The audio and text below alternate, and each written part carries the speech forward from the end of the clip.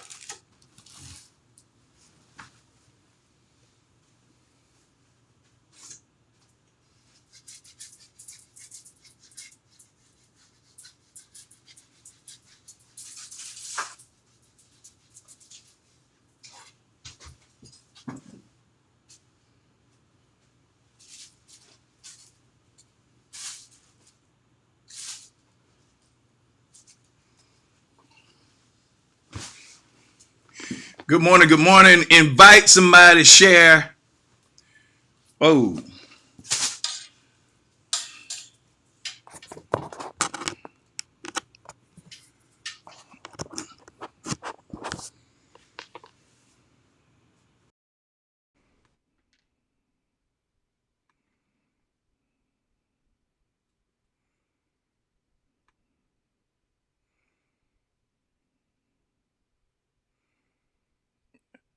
invite somebody. Share, please.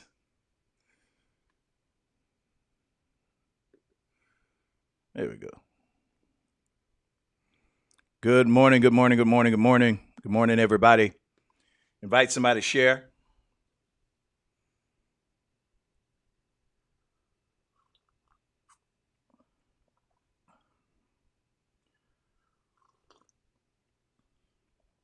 I promise you that the topic is not what you think. I promise you that the topic is not what you think. This is why I want you to invite somebody. Share. Janice Lady Parker. Good morning, Marie Height. Pleasant. Good morning to you. Tina White McPherson, good morning. The little bro is on. Ladies and gentlemen, put your hands together for Mr. DJ Martin. What's up, bro? Deidre Katrina Harrow, good morning to you. Shalom. Miss Naomi Brown Sugar. Brown Sugar. Good morning. Good morning, everybody. Invite somebody to share. So, top of the morning to everybody. Of course, yesterday was the election. And let me pull up the tolls here. I had it already set up, so I wouldn't have to do this, but you know how it is. Angie Nixon won. Congratulations to her. And Rhonda Peoples Waters. I don't know why I want to put the water before the people. People become before the water. All right. She won on yesterday, the first African American elected, not appointed, first African American female elected judge. Man, that's a powerful thing. That is history in the making. The little bro is on. Irvin Jones. Rosalind Clark Jones. So I got a lot of stuff going on. I'm trying to pull these stats up as well. You all give me a second. Be patient with me. Make sure you invite somebody to share. Rosalind, did you invite somebody to share this morning?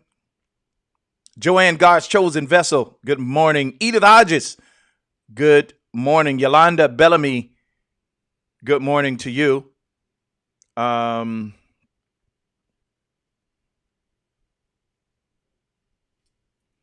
so I'm trying to put it. I think I'm gonna put this on the screen. Maybe I will. Maybe I won't. So anyway, um, yesterday was the election. So congratulations to the candidates that won. I think with your honor, her honor, around the People's Waters, I was shocked when I looked at the numbers to see how the Democrats showed up to the voting polls. It is a known fact that Democrats don't make it to the polls the way that they should. So, being that they did, I think that's good, and that's worthy of some great acknowledgement, accolades. So let me give y'all a hand for showing up to the poll. Yeah, give you another hand for showing up to the poll.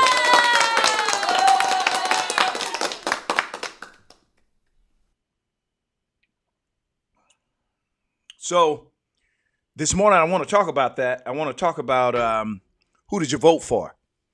So everything that is in our life, everything that is erecting out of our life, you are where you are right now based on the decisions that you've made and based on the things that you voted for in your life. Y'all saw how I did that? Uh, your life is a combination of decisions. Your life is a combination of choices. The choices that you've made, decisions that you've made, all of those things, believe it or not, let me bring this windscreen down. All those things, believe it or not, have worked together to get you where you are right now. I hear a lot of people saying they want to be successful, they want to do this, they want to do that, they want to do this, but they're not voting for the things that's going to give them the advantage to pursue the things in life that they're after. You can't say you want to get your PhD, but you don't enroll in a college. How does that work? So whatever you have voted for have brought you here, and whatever has your vote now, it's going to be the key for you going further towards or away from your goals.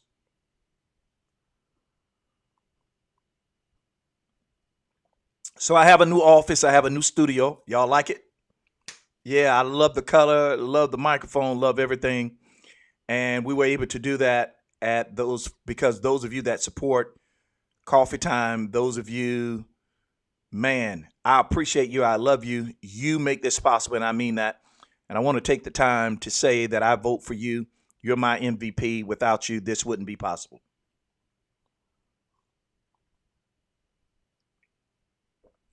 So, when it comes to where you are in your life right now, you have to accept responsibility for what you have, what you don't have, where you are.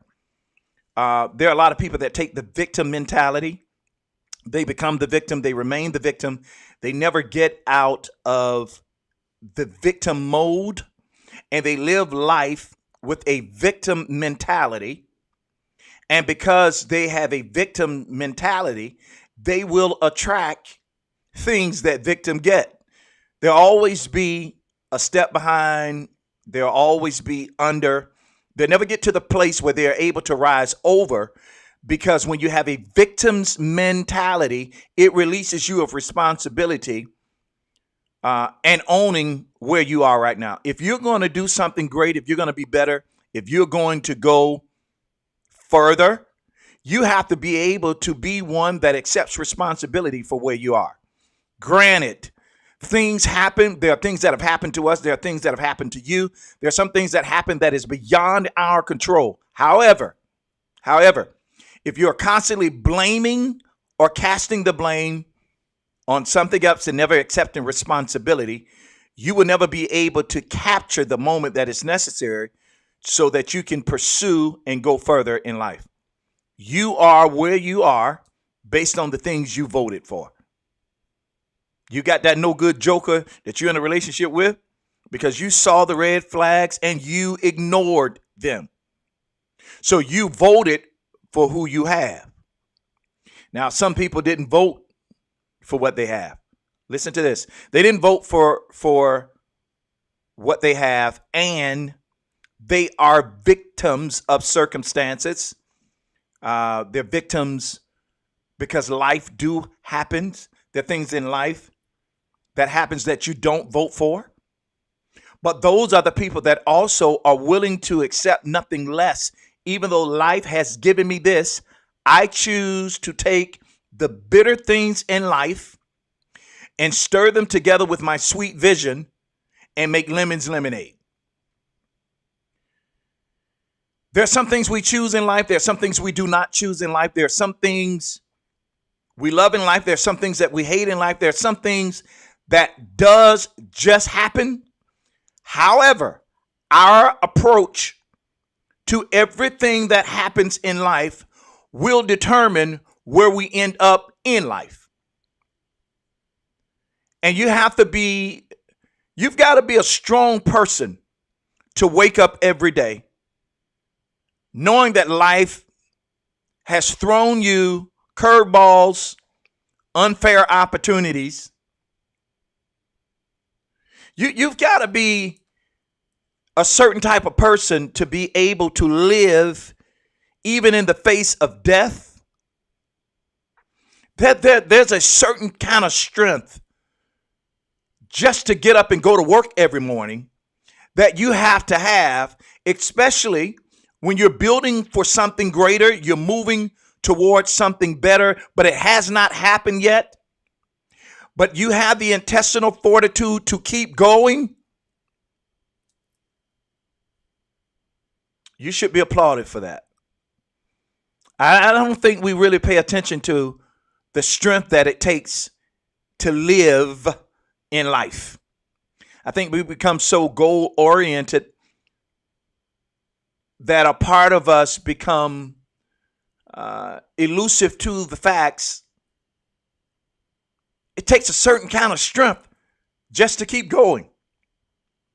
It takes a certain type of resilience just to do what you do and do it over and over and over. I was talking to one of my bros last night, and he was actually complimenting. It's like, man, he's like, boy, I like to see you in your element. He said, you got something that most people won't have. You'll just turn on a microphone and you'll start talking and you can just talk. He said, I don't have that. Now, he's got some stuff I don't have too. He said, I don't have that. He said, I have to be inspired to talk, or I need to be answering somebody's questions, but just to, off the top of your dome, turn on a mic and start talking, dude. He said, that is something special. And I don't think you know what kind of strength that it takes to do that. And when I start thinking about it, and to do it every day, 2-3 times a day, different platforms. You know, it's easy to talk when you have a crowd. Yeah.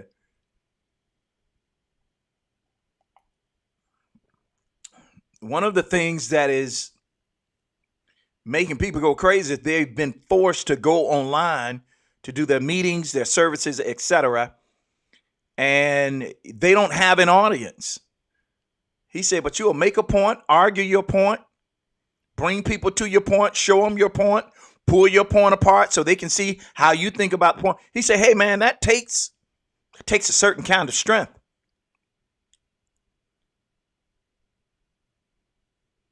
But I also believe in the same way he carefully outlined that level of strength, I also believe just for people to wake up every day, go to work, take care of their kids, handle their responsibility, and they do the same thing every day. And as redundant as it may seem, as much as they may hate it, they still find the strength to do it for years and be able to retire from one place. You don't know how strong you are. And it's because at the end of the day, we know the Father gives us strength. He gives us the grace to do. But there's a willingness that has to be in harmony with that grace in order for that grace to work on our behalf. People talk about grace like it's a force that forces you to move outside of your will. It's not. Grace gives you the ability to do. But in order to get it done, you have to be in harmony with what you are doing. So you have to be in agreement with self and have the strength to do in order for this grace to work for you. Grace is not going to go against your will. If you don't want to do it, grace will not show up for it. Or if you don't want to do it and the grace is there, you can ignore the grace that's been extended that gives you the ability to do if your will does not align up with that grace. Grace is a gentleman. Grace will only pick up the things in life that you want to carry. If you don't want to carry it, you can ignore the grace. And even though it's been made available, it does not work for you because you've made a decision to not do. And this morning, I want to commend you on your strength.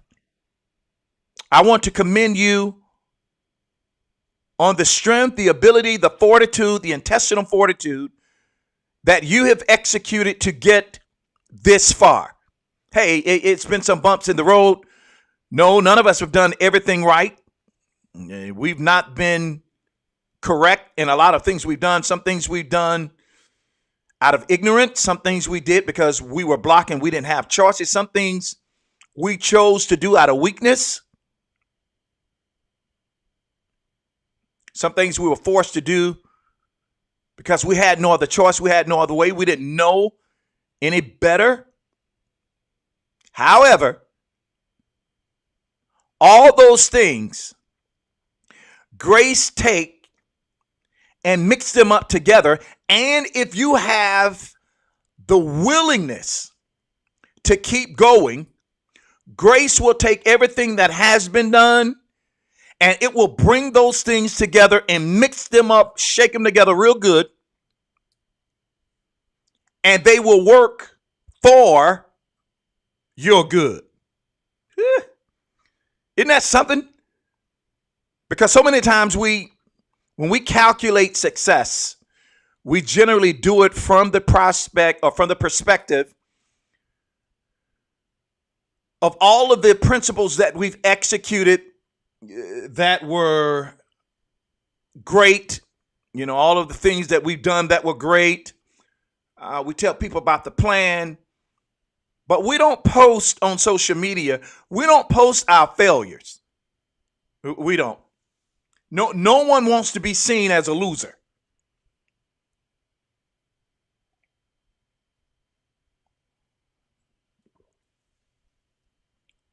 No one wants to be known as the weakest link. So we post our wins. We post our successes. We post when we're happy.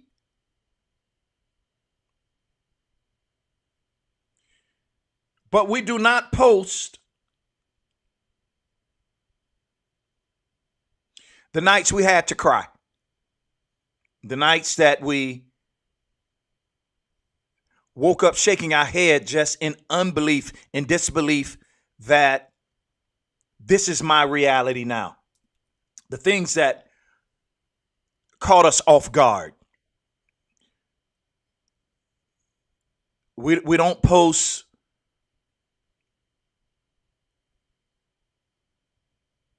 the things that weigh on us that we can't really share because people see you in a certain light. I was telling a friend of mine a couple of days ago, she's a celebrity hairstylist, and she was asking me, why aren't you married?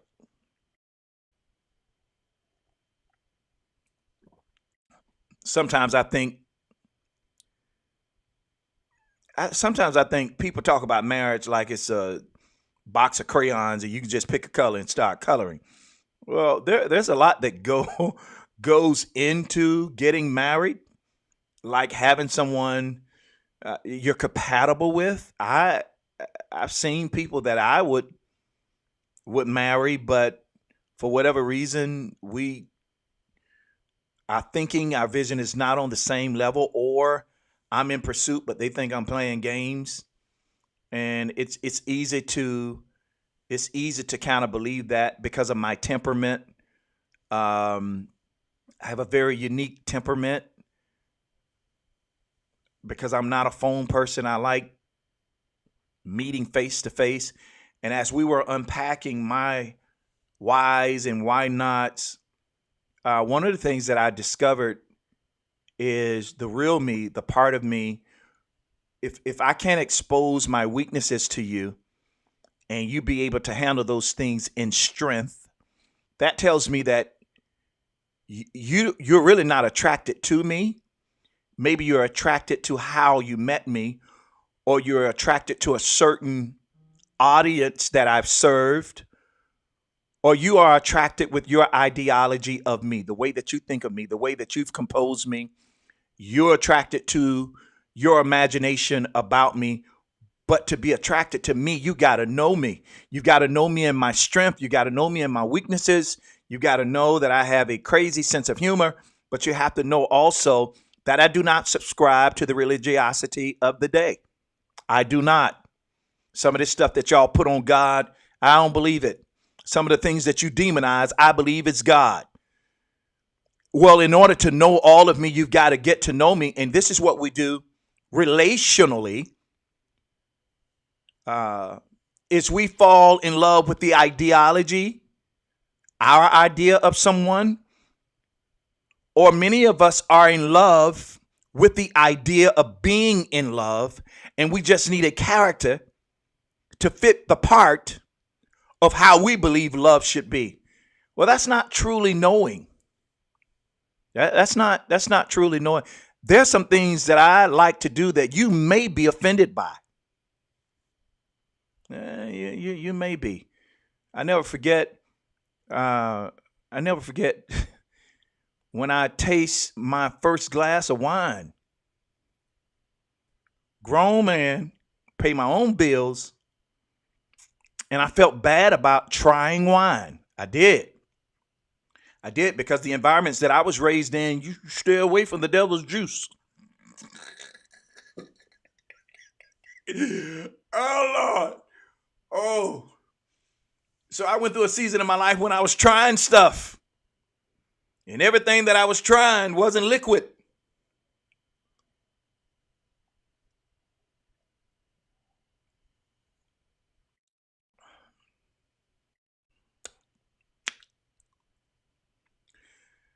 Some stuff that I tried just made me giggle. You can use your sanctified imagination. You can go wherever you want with that because I'm not going to have my life controlled by your thoughts of me. But there are some things that I tried in life. It made me giggle. I was giggling all the time. Y'all, so you got itching ears. You just want to know every little thing. None of your business. But in trying things, because that's what I wanted to do, I never forget bringing condemnation on myself. And that condemnation rose from a place of religion because of what I've elected for my life in the past. And I'd evolved into a place where I was ready to try something different. And I started drinking that wine and just feeling better about me. And man, listen,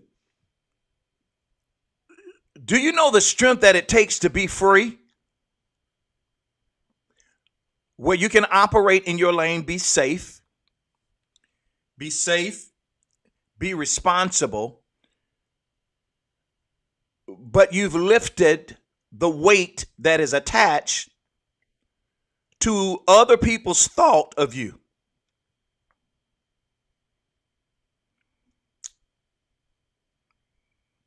I'm very hyper. I'm naturally hyper. Look at the Saints confession on here. Tina White McPherson will put 2 glasses of wine up. You little spiritual winos, y'all are getting intoxicated and ain't over the word either. We're not drunk as you supposed. We filled with something, but it ain't the Holy Ghost. No, I never forget that freedom that I began to experience in my mind, because most of the battles, most of the things that we are enchained to, believe it or not, you're going to find more and more. The older you get, the more you're going to find that those chains were given to you by maybe religion or certain circles, certain people, but only you can put the chains on. Nobody chained you, because nobody can abort your will, go over your will, or manipulate your will to do anything that you don't want to do. So what happens is we elect certain things in our life, and through that election, there is a bondage that comes with it.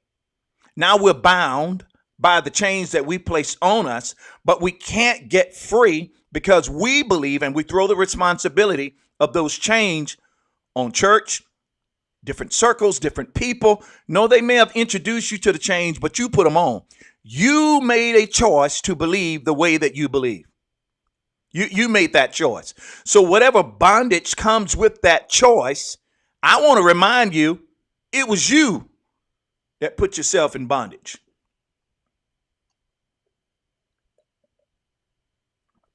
And until you accept that responsibility, you can never be free. So when I start trying stuff and I start feeling condemned and, oh my God, I failed God.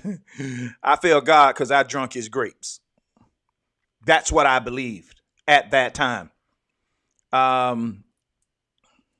Nowadays, because I like to be in control of me, like I don't want to be up under the influence of something else. That's me. I like to be in control of me, and because I like to be in control of me, I stay in control of me, and I have to be careful about the environments that I'm in, because I'm also a sponge. I absorb things. I absorb situations. A part of that goes along with my call, leading worship, singing music, becoming one with the song, becoming one with an environment to help people connect to the Father, our Lord, Savior. That grace that is there to become one operates in any environment, good, bad, or whatever. So I have to be careful what I join myself to. I have to, be careful what I become one with, because I don't ever want to be in a position where my oneness gets me into trouble, if you know what I mean.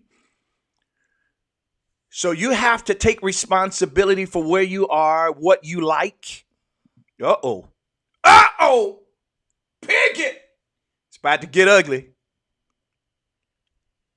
You have to, there's some things we just like. And everything that we like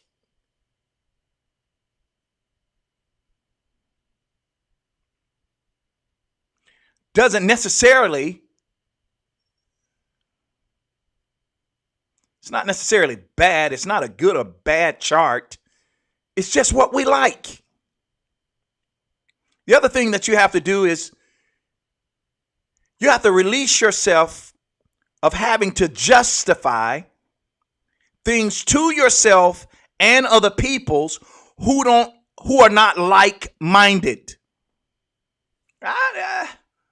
Listen, I freed myself from having to explain anything to y'all. I never forget, I'd given up red meats. I'd given up all land animals. I say, if you can walk, I'm not. If you got feet, I'm not eating it. That was chicken, turkey, beef, pork, none of that. If you got legs, I almost stay away from it. And I wouldn't eat them. The only thing I was eating at that time was fish. More of a pescatarian. And I never forget, some years it went by and I decided that I was going to step outside of my self-arranged diet based on what I wanted to do because I wasn't having any health problems. I was just trying something different. And before I know it, 1 month went into 2 months, 2 months went into 2 years. And this was my new way of eating. And I never forget, I went to a restaurant with some family and friends. And while we were there, I decided that I was going to order chicken. And man, the responses that I got at the table because I was eating chicken. And it was almost like, because I don't push what I believe on other people. I don't push what I believe. I push health and wholeness. And there are some things that you have to do to be healthy and whole. But healthy and whole, there's some similarities in principle, but it means something different to everybody. Now, there's some things that are common straight across the board. You eat pork, you eat a lot of it, it's going to raise your blood pressure. You eat foods that are high in cholesterol, I don't care if you're healthy or not, straight across the board, that's what's going to happen when you're given to that type of diet. But how you refine your diet, define your diet, should be based on your makeup, your build. But there are some things that are just common straight across the board. And I never forget, and those are the things that I push, the things that are common straight across the board. But I never forget, I sat at that table and I ordered chicken and everybody went to looking at me crazy. Everybody had a lot to say. And I had to pause. I was like, hey, time out. Y'all can think what you want to think. My diet is my diet, but I am grown. And I do make choices for what I like. And if I can deal with the consequences of my actions, you cannot violate me the option to choose what I want. And people can be so jokingly judgmental. That's when you judge people in the hinge of a joke. Yeah. You've not developed the courage to be direct. So you throw curveballs. You mix it in with something else to get your point across and laugh it off like you're not serious. You're a coward. I don't respect cowards. And then you have some people, these passive aggressive people. They compliment you with one side of the hand and come back, hit you with the other side with the insult. Kind of like I was talking about, for those of you that joined me on last night, when I was talking about the people that my uncle used to tell my cousin all the time, boy, you smart, but you're yet dumb. I don't know. Listen, I don't know why that's funny to me, but that is, how do you compliment the genius in a person by agreeing, hey, you're brilliant, you're smart, but you're dummy, you're stupid, you're dummy, you're stupid, stupid dummy. I don't know how do you bring those together like that? But you have people like that, and what I've elected for my life really has nothing to do with you. It doesn't. And I want to bring balance to that statement because I do believe in being accountable. I believe in accountability. I do. I believe that we should all be accountable to somebody. I believe it's in accountability that there is comfort as well as safety. One scripture says that there's safety in the multitude of counsel, meaning what's going to keep you from going on edge, walking into lasciviousness. And lasciviousness is just the ability you're out of control. There has to be guidelines and guardrails to keep you from yourself because there are parts of the mind that I don't believe you're supposed to tap into. And I believe once you tap into certain arenas of the mind, because you lost your gateway and your